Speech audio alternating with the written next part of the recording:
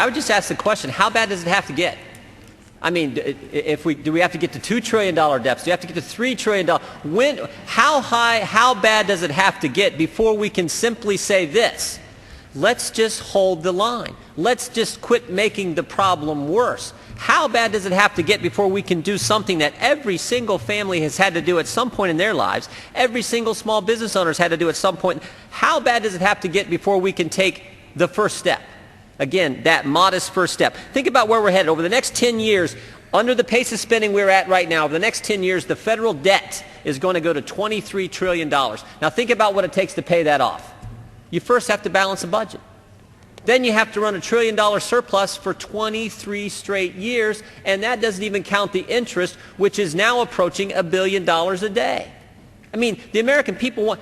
I offered a balanced budget. A few months ago, we voted on the budget, which sets the context for this. I offered a balanced budget, and we reviewed, and our budget didn't balance until the last year, the 10th year of the budget window. We didn't balance till the last year, and we were viewed as the radicals.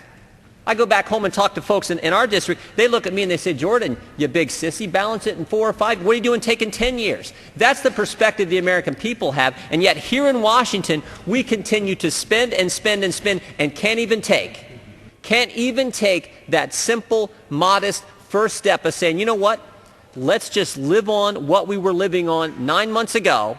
Let's start to get our fiscal house in order. Let's start to do what the American people have to do all the time. That's all this amendment does. Mr. Speaker, I would yield back the balance of my time and ask for a yes vote. The gentleman yields back. The gentleman from Massachusetts.